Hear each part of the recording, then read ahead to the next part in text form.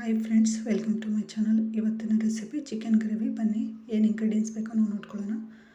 ಈರುಳ್ಳಿ, ಹಸಿಮೆಣ್ಸಿಕಾಯಿ, ಒಣಮೆಣ್ಸಿಕಾಯಿ, ಕರಿಬೇವು ಸೊಪ್ಪನ್ನ ತೊಗೊಂಡಿದ್ದೀನಿ. ಸ್ವಲ್ಪ ಒಂದು 4 ಈರುಳ್ಳಿ ಹೆಚ್ಕೊಂಡಿದ್ದೀನಿ. ಖಾರದ ಪುಡಿ, ಧನಿಯಾ ಪುಡಿ, ಅರಶಿನ ಪುಡಿ, ಸ್ವಲ್ಪ ತುಪ್ಪ, ಶುಂಠಿ ಬೆಳ್ಳುಳ್ಳಿ ಪೇಸ್ಟ್ 2 ಸ್ಪೂನು, 2 ಟೊಮೊಟೊ ಕಟ್ ಮಾಡ್ಕೊಂಡಿದ್ದೀನಿ, 1 ಕಪ್ಪು ಮೊಸರು, ಸ್ವಲ್ಪ ಕೊತ್ತಂಬರಿ ಸೊಪ್ಪು ತೊಗೊಂಡಿದ್ದೀನಿ, ಗರಂ ಮಸಾಲ, ಜೀರಿಗೆ ಮೆಣಸು ಪೌಡ್ರು ಮತ್ತು ಚಿಕನ್ ಮಸಾಲ. ಇಲ್ಲಿ ಅರ್ಧ kg ಅಷ್ಟು ಚಿಕನ್ನ ನಾನು ತೊಳೆದು ತೊಗೊಂಡಿದ್ದೀನಿ. ಈಗ ನಾವೊಂದು ಬಾಣಲಿನ ಇಟ್ಕೊಂಡು ನಾವು ಎಣ್ಣೆನ ಹಾಕ್ಕೊಳ್ಳೋಣ. ಬಾಣಲಿ ಕಾದ ನಂತರ ನಾವು ಎಣ್ಣೆನ ಹಾಕ್ಕೊಂಡು ಎಣ್ಣೆ ಎಷ್ಟು ಬೇಕೋ ನೀವು ಹಾಕ್ಕೊಳ್ಳಿ. ಜಾಸ್ತಿ ಬೇಕಾ ಸ್ವಲ್ಪ ಜಾಸ್ತಿ ಹಾಕ್ಕೊಳ್ಳಿ, ಕಮ್ಮಿ ಸಾಕು ಅಂದ್ಕೊಂಡ್ರೆ ಕಮ್ಮಿ ಸಾಕು. ಇದಕ್ಕೆ ನಾವು ತೊಗೊಂಡಿರೋಂಥ ತುಪ್ಪನ ಹಾಕ್ಕೊಳ್ಳೋಣ. ಅದೇನು ತುಪ್ಪ ಅದು ಫುಲ್ಲು ಹಾಕೋ ಅವಶ್ಯಕತೆ ಇಲ್ಲ. ಸ್ವಲ್ಪ ಫ್ಲೇವರಿಗೆ ನಮ್ಗೆ ಫ್ಲೇವರ್ ಜಾಸ್ತಿ ಇದ್ದರೆ ಸ್ವಲ್ಪ ಜಾಸ್ತಿ ಹಾಕ್ಕೊಳ್ಳೋಣ. ಫ್ಲೇವರ್ ಕಮ್ಮಿನೇ ಇರಲಿ ಅಂದರೆ ಸ್ವಲ್ಪ ತುಪ್ಪ ಹಾಕ್ಕೊಳ್ಳೋಣ. ಇದೊಂದು ಫ್ಲೇವರಿಗೋಸ್ಕರ. ತುಪ್ಪ ಇಲ್ಲ ಅಂದ್ಕೊಂಡ್ರೆ ಪರವಾಗಿಲ್ಲ, ಬರೀ ಆಯಿಲಲ್ಲೇ ಮಾಡ್ಕೊಬೋದು. ತುಪ್ಪ ಹಾಕಿದರೆ ತುಂಬ ಚೆನ್ನಾಗಿರುತ್ತೆ ಟೇಸ್ಟು. ನಂತರ ಹೆಚ್ಚಿಟ್ಕೊಂಡಿರೋಂಥ ಈರುಳ್ಳಿ, ಕರಿಬೇವಿನ ಸೊಪ್ಪು, ಹಸಿಮೆಣ್ಸಿಕಾಯಿ, ಒಣಮೆಣ್ಸಿಕಾಯಿ ನಾವು ಇದಕ್ಕೆ ಹಾಕ್ಕೊಳ್ಳೋಣ.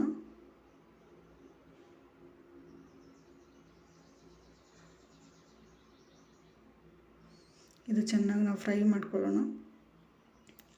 ಈರುಳ್ಳಿ ಚೆನ್ನಾಗಿ ಫ್ರೈ ಆಗೋವರೆಗೂ ನಾವು ಚೆನ್ನಾಗಿ ಫ್ರೈ ಮಾಡ್ಕೊಳ್ಳೋಣ. ಇದನ್ನು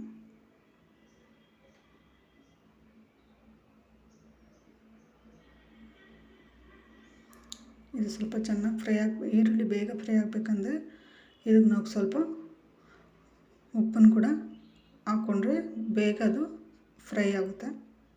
ಸ್ವಲ್ಪ ಇದಕ್ಕೆ ನಾವು ಉಪ್ಪನ್ನು ಹಾಕ್ಕೊಳ್ಳೋಣ.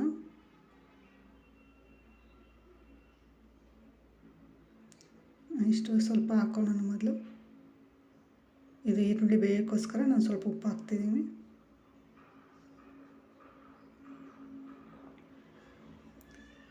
ಈರುಳ್ಳಿ ಚೆನ್ನಾಗಿ ಫ್ರೈ ಈ ರೀತಿಯಾಗಿ ಆದ ನಂತರ ನೋಡಿ, ಈ ಥರ ಈರುಳ್ಳಿ ಬ್ರೌನ್ ಕಲರ್ ಚೇಂಜ್ ಆಗಿದೆ.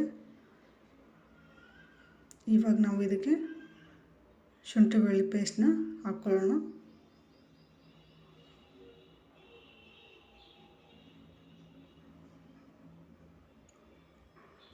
ಶುಂಠಿ ಬೆಳ್ಳುಳ್ಳಿ ಪೇಸ್ಟ್ ಹಾಕಿ 1 ನಿಮಿಷ ನಾವು ಆಯಿಲಲ್ಲಿ ಫ್ರೈ ಮಾಡ್ಕೊಳ್ಳೋಣ.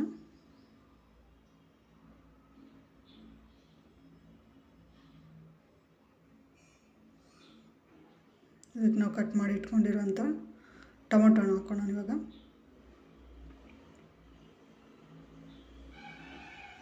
ಟೊಮೊಟೊನ 2 ಟೊಮೊಟೊ ಹಾಕಿದ್ದೀನಿ, ಸಾಕು. ಯಾಕಂದರೆ ನಾವು ಮೊಸರು ಹಾಕೋದ್ರಿಂದ ತುಂಬ ಹುಳಿ ಆದರೂ ಕೂಡ ಚೆನ್ನಾಗಿರೋದಿಲ್ಲ. ಇದಕ್ಕೆ 2 ಟೊಮೊಟೊ ಸಾಕು. ಇದಕ್ಕೆ ಟೊಮೊಟೊ ಚೆನ್ನಾಗಿ ಫ್ರೈ ಆಗಿದೆ ನೋಡಿ. ಇವಾಗ ನಾವು ಚಿಕನ್ ಹಾಕ್ಕೊಳ್ಳೋಣ. ಅರ್ಧ kg ಚಿಕನ್ ಹಾಕಿದ್ದೀನಿ ನಾನು. ಇವಾಗ ಇದು ಈ ರೀತಿಯಾಗಿ ಚೆನ್ನಾಗಿ ಕಲಿಸ್ಕೊಡೋಣ.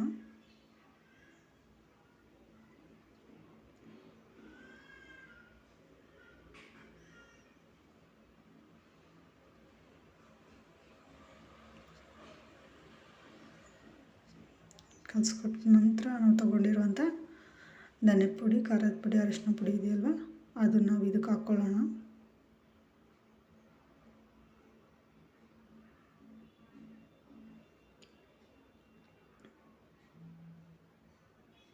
ಖಾರದ ಪುಡಿ ನಿಮಗೆ ಜಾಸ್ತಿ ಖಾರ ಬೇಕಾದರೆ ಹಾಕ್ಕೊಳ್ಳಿ. ನಮ್ಮ ಮನೆಗೆ ಜಾಸ್ತಿ ಖಾರ ತಿನ್ನಲ್ಲ ಅಂತ ನಾನು ಸ್ವಲ್ಪ ಹಾಕಿದ್ದೀನಿ.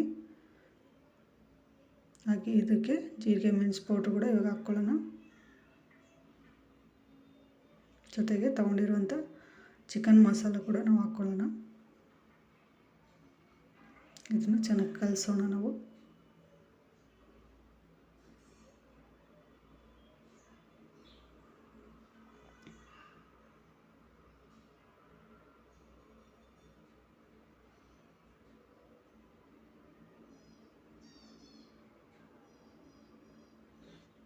ಈ ರೀತಿ ಕಲಿಸ್ಕೊಟ್ಟ ನಂತರ ಇದಕ್ಕೆ ಸ್ವಲ್ಪ ನಾವು ನೀರನ್ನು ಹಾಕ್ಕೊಳ್ಳೋಣ. ಸ್ವಲ್ಪ ಫಸ್ಟು ಸ್ವಲ್ಪ ಉಪ್ಪು ಹಾಕ್ಕೊಳ್ಳೋಣ ಚಿಕನ್ ಬೇಯೋದಕ್ಕೂ. ನೋಡಿ ಉಪ್ಪು ನಿಮಗೆ ಇವಾಗ ಇಷ್ಟು ಹಾಕ್ಕೊಳ್ಳೋಣ. ಮತ್ತು ನೀವು ಕರಿ ಆದಮೇಲೆ ನಿಮ್ಗೆ ಎಷ್ಟು ಬೇಕೋ ನೋಡಿ ಹಾಕ್ಕೊಬೋದು. ಇದು ಚಿಕನ್ಗೆ ಉಪ್ಪು ಹಿಡಿಬೇಕಲ್ವ, ಅದಕ್ಕೆ ಇವಾಗ ಉಪ್ಪು ಹಾಕ್ಕೊಳ್ಳೋಣ.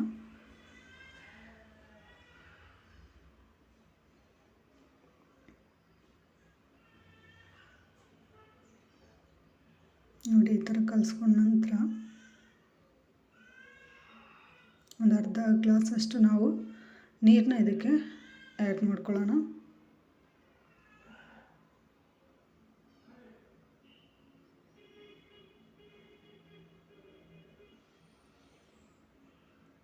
ನೋಡಿ ಒಂದು ಅರ್ಧ ಗ್ಲಾಸಷ್ಟು ನೀರು ಹಾಕ್ಕೊತಿದ್ದೀನಿ.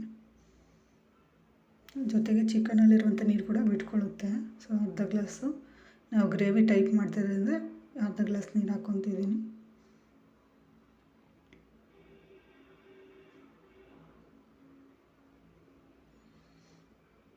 ಇದನ್ನು ನಾವು ಇವಾಗ ಸ್ಲಿಮ್ಮಲ್ಲಿಟ್ಟು ಮುಚ್ಚಿಡೋಣ.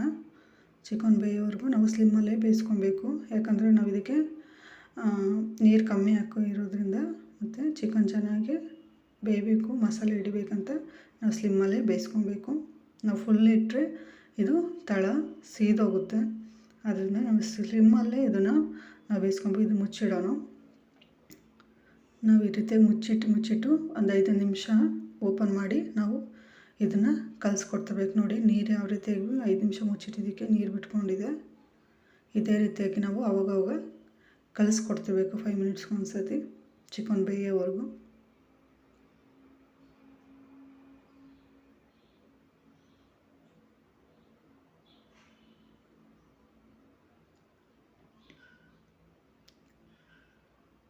ನಾವು ಕಲಿಸ್ಕೊಟ್ಟಿಲ್ಲ ಅಂದರೆ ಅದು ಸೀದೋಗುತ್ತೆ. ನಾನು ಮತ್ತೆ ಮುಚ್ಚಿಡ್ತಿದ್ದೀನಿ. ನೋಡಿ ಈಗ ನಾನು ತೆಗೆದೆ.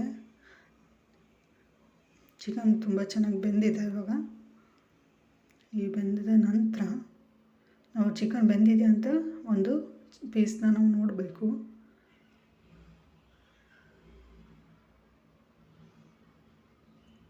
ಸೊ ಚಿಕನ್ ಬೆಂದಿದೆ. ನಾವು ತೊಗೊಂಡಿರೋಂಥ ಮೊಸರನ್ನ ಇದಕ್ಕೆ ಆ್ಯಡ್ ಮಾಡೋಣ.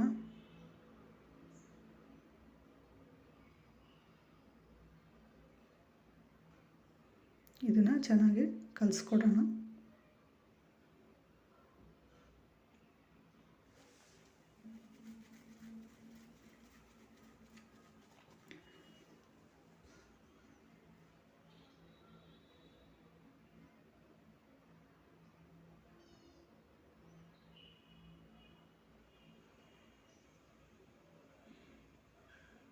ಇದನ್ನು ನಾವು ಮತ್ತೆ ಒಂದು 10 ನಿಮಿಷ ಮುಚ್ಚಿಡೋಣ. ಮೊಸರು ಚೆನ್ನಾಗಿ ಅದರಲ್ಲಿ ಆ್ಯಡ್ ಆಗೋ ಥರ.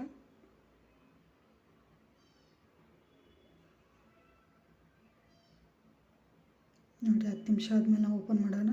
ನೋಡಿ ಯಾವ ರೀತಿಯಾಗಿ ಗ್ರೇವಿ ಜಾಸ್ತಿ ಆಗಿದೆ. ಇವಾಗ ಕೊನೆಯದಾಗಿ ನಾವು ತೊಗೊಂಡಿರೋ ಗರಂ ಮಸಾಲ, ಹೆಚ್ಚಿಟ್ಕೊಂಡಿರೋ ಕೊತ್ತಂಬರಿ ಸೊಪ್ಪನ್ನ ಕೊನೆಯದಾಗಿ ನಾವು ಹಾಕ್ಕೊಂಡು 1 ಸೆಕೆಂಡ್ ನಾವು ಕಲಿಸ್ಕೊಡೋಣ. ಈ ರೀತಿಯಾಗಿ 1 ನಿಮಿಷ ಕಲಿಸ್ಕೊಡೋಣ. ಕಲಿಸ್ಕೊಂಡ ನಂತರ ಚಿಕನ್ ಗ್ರೇವಿ ರೆಡಿ ಆಗುತ್ತೆ. ನಾವು ಗರಂ ಮಸಾಲ ಹಾಕಿದ ಮೇಲೆ ತುಂಬ ಹೊತ್ತೇನು ಬೇಯಿಸೋದು ಬೇಡ. ಎಲ್ಲ ಚಿಕನ್ ಚೆನ್ನಾಗಿ ಬೆಂದಿದೆ ಆಲ್ರೆಡಿ. ಜಸ್ಟ್ 1 ಮಿನಿಟ್ ಈ ಥರ ಗರಂ ಮಸಾಲ ನಾವು ಬೇಯಿಸಿದ್ರೆ ಸಾಕು, ನಮ್ಮ ಗ್ರೇವಿ ರೆಡಿಯಾಗಿದೆ.